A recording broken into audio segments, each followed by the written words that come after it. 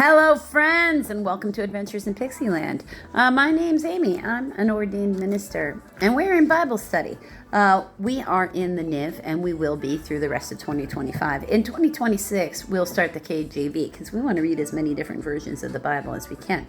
In this video, we are in Exodus chapter 36, and 36 picks up where we left off in with chapter 35, with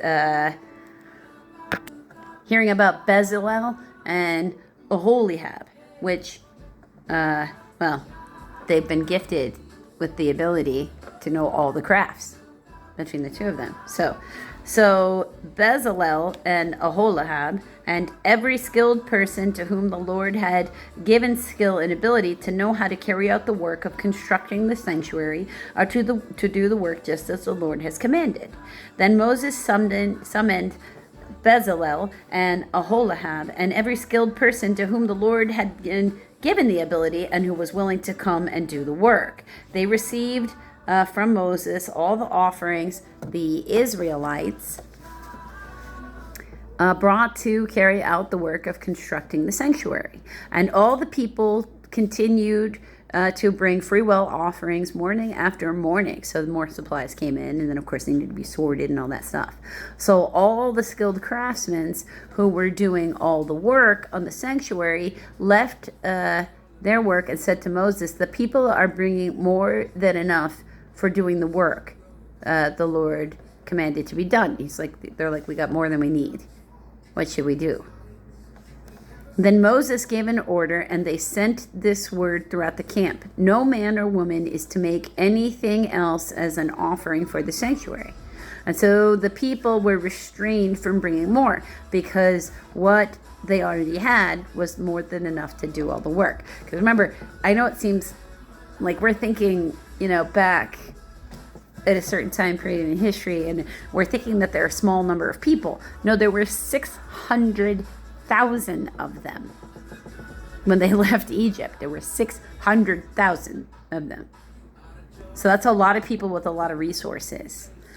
You could see how they could end up filling the need of what they had in actually a rather short amount of time if everybody had gathered all these things up and left with them. Especially since they were told, ask your neighbors for things. So the Egyptians, wanting to not be like, please, maybe God won't hit us and they'll skip this household if we, that's what, because you got to think how their people around them were thinking. Doesn't do you any good to ask your Jewish neighbors for things if they're also going with you on this trek. Everybody's got the same stuff then, right? Pooling resources becomes necessary in this kind of mass migration we're talking about. The tabernacle.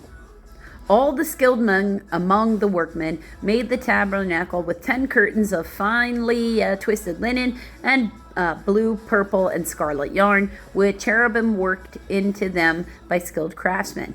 Also, they were embroidered, is what they're saying. All the curtains were the same size, 28 cubits long and 4 cubits wide. That is about 42 feet or 12.5 meters long and about 6 feet or 1.8 meters wide.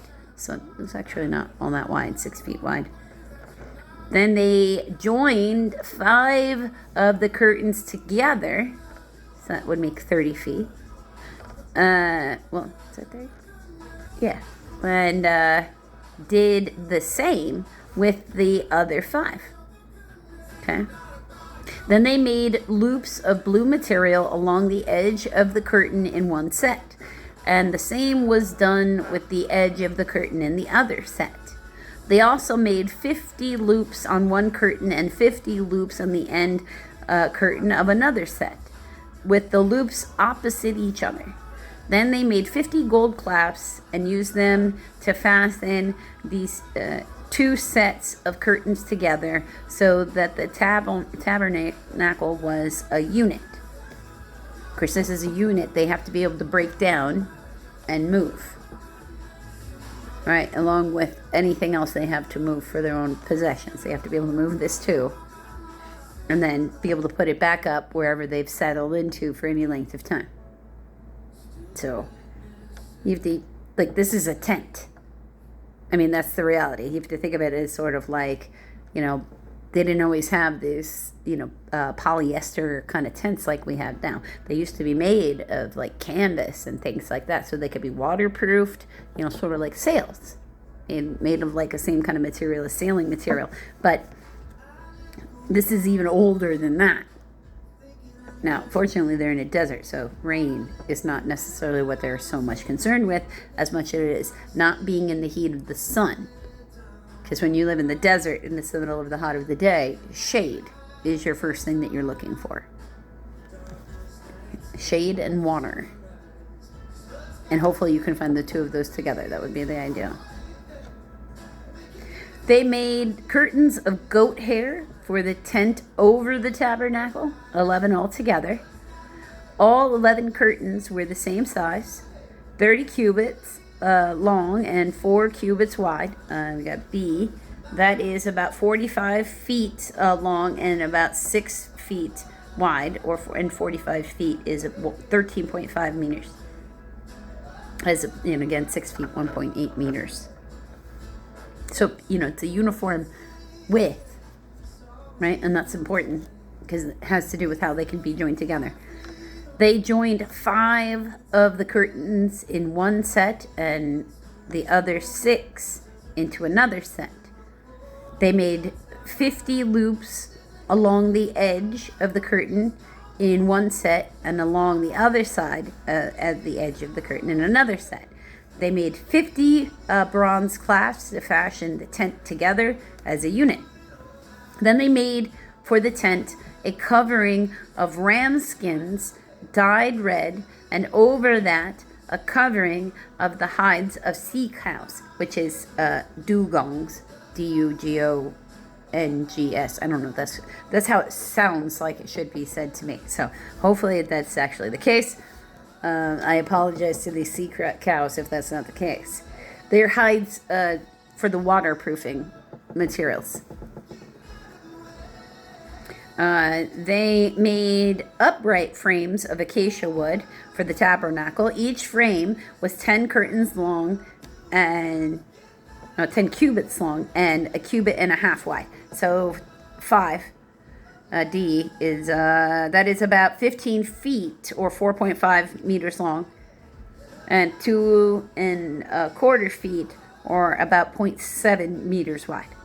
So not quite 5. With 2 projection sets parallel to each other, they made the frames of the tabernacle in this way. They made 20 frames for the south side of the tabernacle, and they made 40 silver bases to go under them, 2 bases for each frame, 1 under each projection. So they had it up off the ground. For the other side, the north side of the tabernacle, they made 20 frames and 40 silver bases, 2 under each frame. They made 6 frames for the far end, that is the west end of the tabernacle, and 2 frames were made for the corners of the tabernacle at the far end. At these 2 corners, the frames were doubled from the bottom all the way to the top and fitted into a single ring. That would make it like a bearing wall. It's doubled so it can handle more weight. It's probably what you would think of as like an internal support. Because you'll note that they're not even, right? They have 5 curtains over here, 6 curtains over there, right? So it's not even.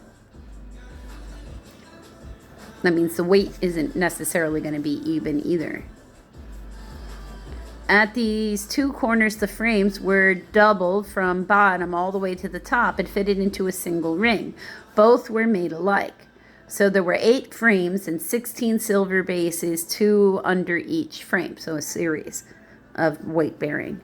They also made crossbars of acacia wood, 5 for the frames on one side of the tabernacle, 5 for those on the other side, and 5 for the frames on the west at the far end of the tabernacle.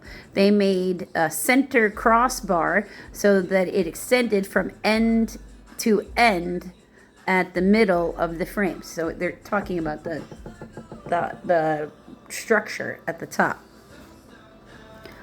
because they talked about the walls. That's what the double up was.